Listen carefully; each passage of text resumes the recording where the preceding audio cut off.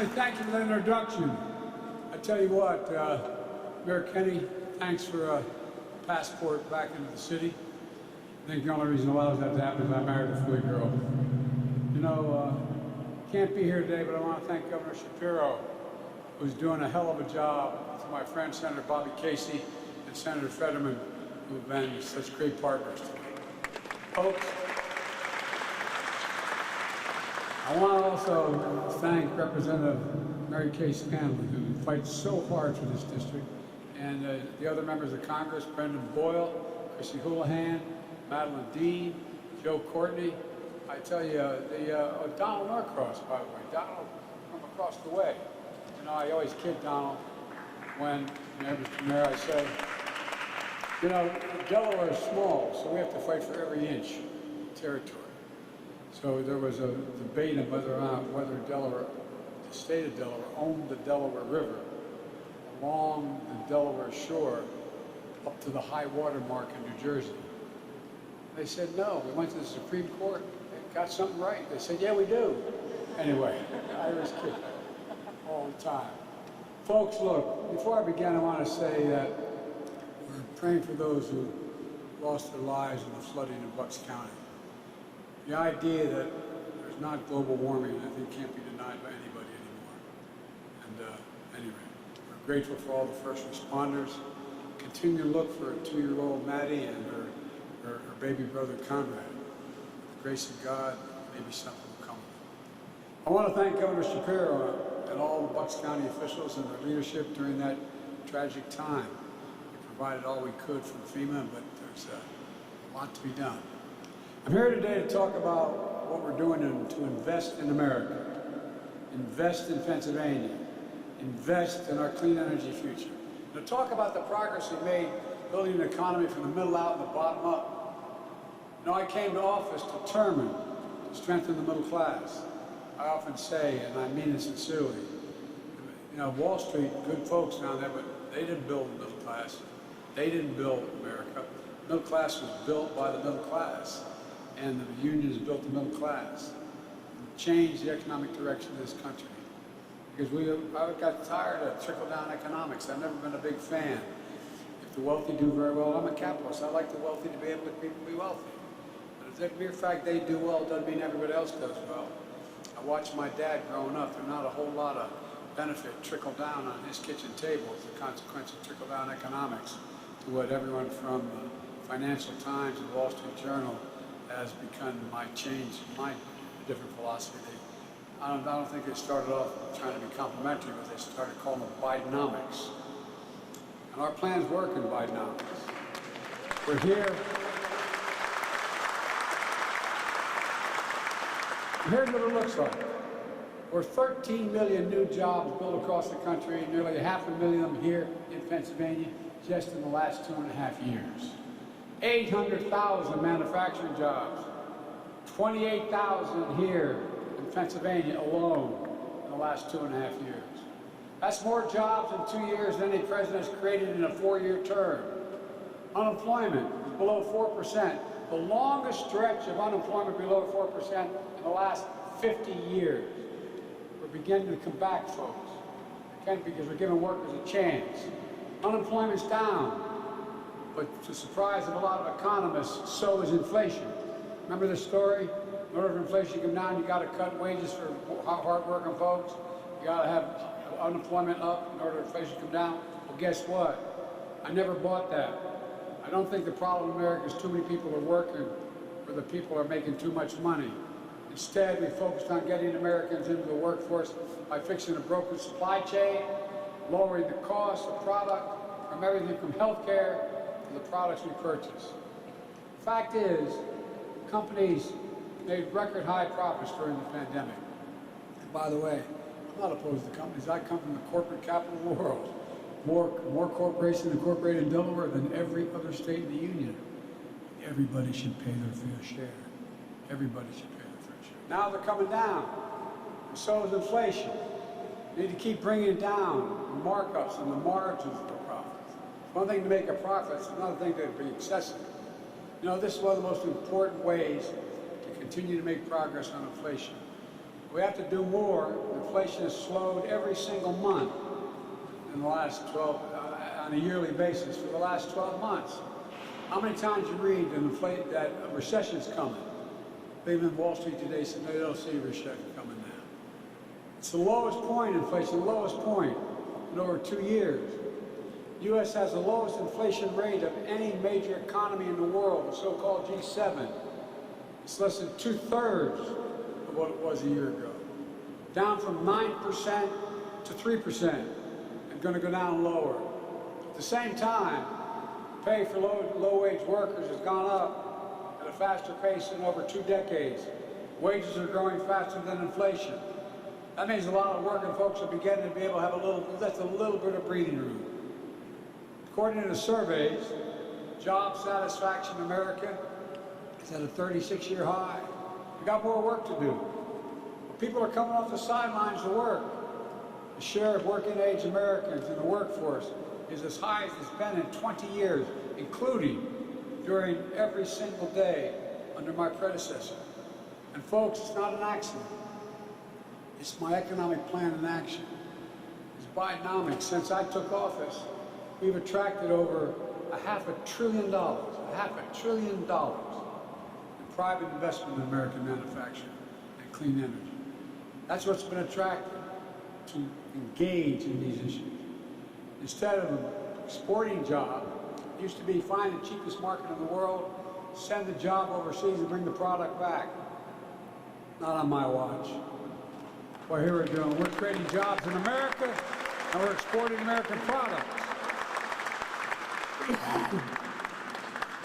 With the leadership of your Democratic members of Congress, the Fast Inflation Reduction Act, although a few Republicans did support it, largest investment to combat climate ever anywhere in the world, over $368 billion. We know the urgency. I don't hear many naysayers on climate deny the floods, the heat waves, the wildfires impacting so many Americans.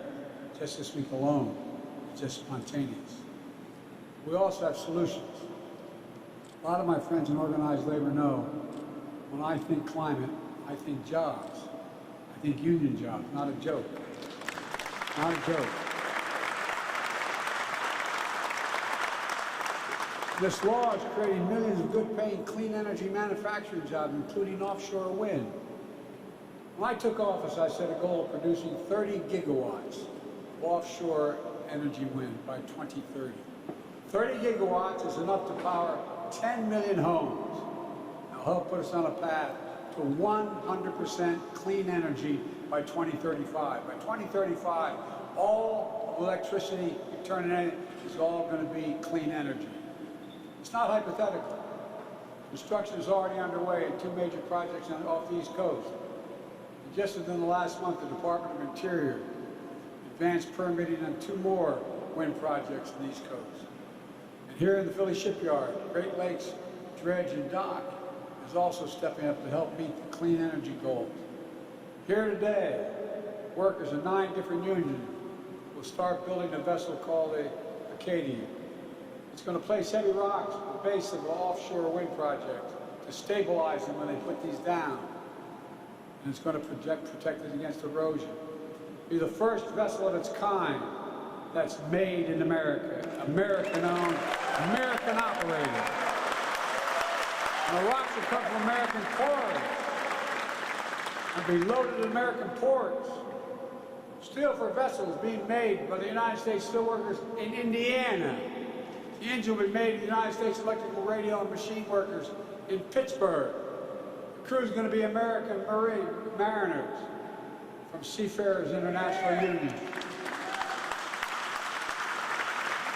The turbines themselves will be as tall as the buildings in Center City, Philadelphia. That's how big they are. And the blades, 110 yards long.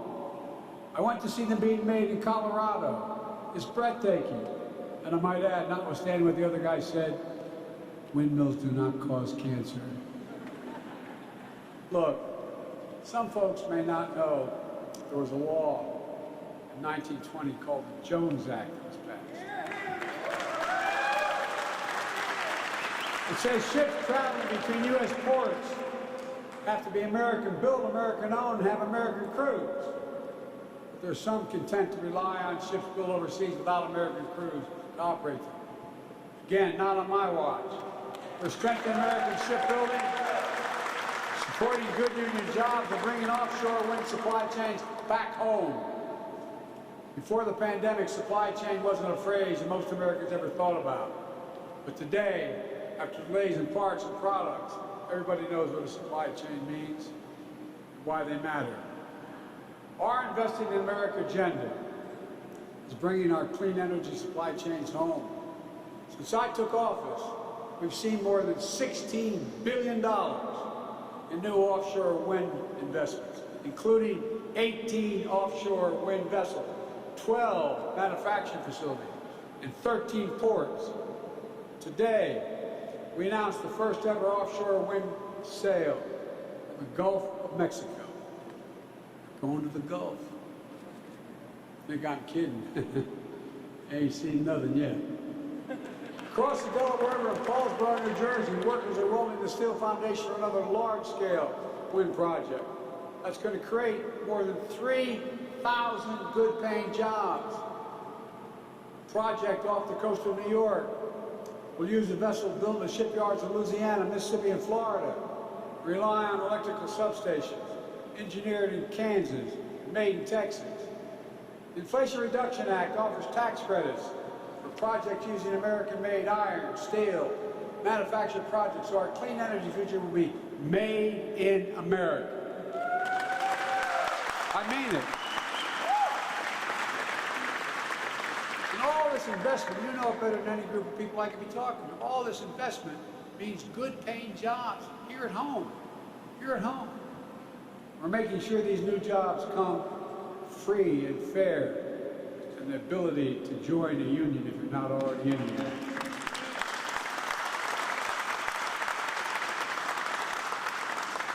I made a commitment that I'd be the most pro-union president in American history. I'm keeping that promise. Let me explain why. I met with the Business Roundtable, the leading businessmen in the nation. They asked me why. I said, because it's good for you. I tell business all the time, union workers are the best in the world. You don't just say, by the way, I want to be an electrician. Here's my license. The young woman you just heard, she's not an electrician, but guess what? 4 to 5 years of apprenticeship. It's like going back to school. It's like going to college for 4 years. You do the job right, they do it on time, and long-term it costs less than non-union labor. Here at the Philly shipyard, over 1,000 union workers will be employed on site, like metal workers, boiler makers, electricians. In fact, this shipyard runs an apprentice program giving workers the skills to do these jobs. They can earn up to $100,000 a year, and you don't need a college degree. Just a few years ago, this shipyard was down to a handful of workers. As these guys know, I've been coming here for a long, long time, since 1972. And it was a Navy shipyard. And a lot of us wondered whether we'd still be here, didn't we? A lot of us wondered 15, 10, 12 years ago. Well, let me tell you, it's coming alive again. Just this week, my administration completed a review of a potential wind project off the coast of Rhode Island and Connecticut. It's part of the National Project Labor Agreement with the building trades. I want to thank the AFL-CIO President Liz Schuler for personally getting that done. Together, we're transforming the country, not just through manufacturing, but also rebuilding our infrastructure. We need to have the best infrastructure in the world if we're going to lead the world. We used to be number 1. We now rank number 13 in the world. Highways, bridges, how can we be number 1 in the world? Economically. You can have the best economy without having the best infrastructure. So the bipartisan infrastructure law, which a number of our colleagues did vote for on both sides of the aisle, I've already announced 35,000 projects in 4,500 communities all across America, proving we can do big things. By the way, right here in Philly, we're going to build billion-dollar tunnels underneath the water as you go from Amtrak station heading north. It's going to increase the speeds of trains. Be able to go through it 100 miles an hour instead of 30. And guess what? When you get to point A to point B, and you can do it on rail and leave your car home, people leave their cars home. It saves money, it saves the environment. There's no better example than here in Philadelphia. A tanker truck crashed, closed a key stretch of I-95 last month. You remember that? 150,000 vehicles cross that part of the highway. 150,000 every single day. With leadership of Governor Shapiro, Casey, Fetterman, Boyle, Kenny, it opened in less than 2 weeks. Hear that? 2 weeks. Congratulations, Mr. Mayor. I mean, think about it. All kidding aside, we were saying that on the bridge, people were looking at us like, oh God, here they go again. It's a record time, and guess what? Used materials from right here in Pennsylvania. All that crushed glass, all that base, and it was done with union work. Also announced $78 million for safety improvements along Roosevelt Boulevard here in Philly, from North Broad to the Bucks County line. Between 2012 and 2021, accident along that stretch of highway killed 119 people. I don't know how many injured. 119 died. Nearly 1 in 3 Philadelphians living within a mile there. I mean, thousands of families will benefit and make that a hell of a lot safer. Removing every single lead pipe in America, including an estimated 20,000 lead pipe lines here in Philly, and thousands of lead pipes in school fountains all across America, including here in Philadelphia. There are risks to everyone's health, especially our children. We're making investments like this in communities all across the country, in red states, blue states, it doesn't matter. I'm president for everybody. I said that no matter whether they voted for me or against me, I'd make sure we change this. You can see exactly where this money is going if you're interested. Go to online, go to invest.gov. Find out what's happening in your community. Because we talked, remember Infrastructure Week? Well, we have infrastructure a decade. And guess what? It's committed $1,300 billion. And guess what else?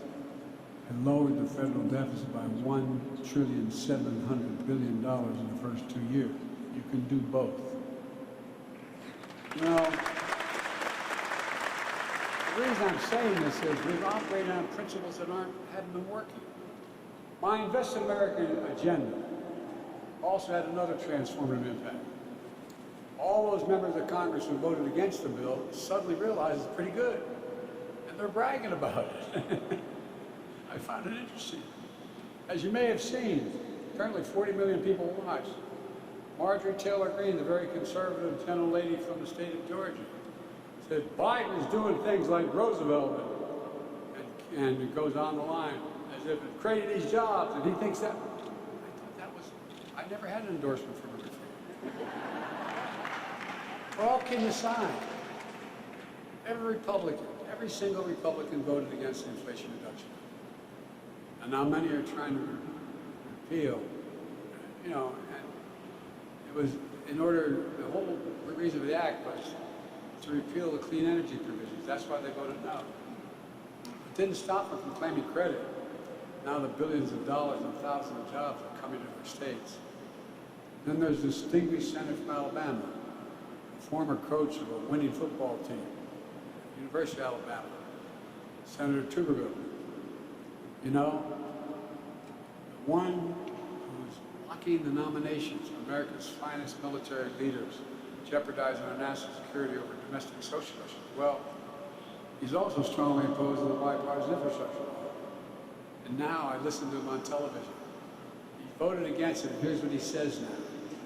Great to see Alabama receive critical funds to boost ongoing broadband efforts. But he thought it was a bad idea to invest in that. Now it's coming to Alabama, and hot damn boy, it's a good thing. Look, I'm glad the senator's coming around on the infrastructure law, but I'm not going to let up comes around in the critical military nominations as well. Let me close with this. I'm not here to declare victory. We got a long way to go in the economy. But I'm here to say we have more work to do. We have a plan that's turning things around pretty quickly. Bidenomics is just another way of saying restore the American dream. 40 years of trickle-down economic and Democrat and Republican administrations limited the dream to those at the top. But I believe every American willing to work hard should be able to get a job no matter where they live, in the heartland, in a small town, in big cities, to raise their kids on a good paycheck, keep roofs over their head where they grew up, be able to stay there. My dad used to have an expression, I swear to God this is an expression, as kids growing up. This is how he'd say, he'd say, Joey, a job's about a lot more than a paycheck. It's about your dignity. It's about your dignity. It's about respect. It's about being able to look your kid in the eye and say, honey, it's going to be okay. And he meant it. He never got to go to college, but he meant it. He worked like hell. Jobs are about dignity. That's the American dream. That's Bidenomics, and rooted in what always worked best for this country. Investing in America. Investing in Americans. Because when you invest in our people, you strengthen the middle class. We see stronger economic growth that benefits everybody. The rich still do very well, and they should be able to do well. When I-95 shut down last month, nobody thought we'd have them back open in less than 2 weeks. With American ingenuity, American workers, we proved everybody wrong. I don't know about you, but it filled me with pride about what we can do when we work together. We work together on that project. The same will be true here in Philly Shipyard, on the clean energy future we're building all across America. It will be transformational for thousands of families who rely on good jobs for their project. These projects create. It means restoring a sense of pride, a sense of hope, a sense of dignity that got lost somewhere along the way. The longest time we've been told to give up on manufacturing in America. How many times have you heard, read the paper the last 25 years, we can never lead the world of manufacturing again. Well, we are and we will. You'll never believe that. I've never believed it, and I don't think most of you did. This nation used to lead the world of manufacturing. We're going to do it again. I know the people of this country, and I can say honestly, I have never been more optimistic about America's future than this very day. I swear to God. I've long said to other world leaders, I know almost every one of them personally, met them. It's never been a good bet to bet against America. It's never, never, never. You just have to remember who we are. We're the United States of America, and there's nothing beyond our capacity to work together. So God bless you all, and may God protect our troops. This is a new day. We're work to do. We're gonna get it done. Thank you.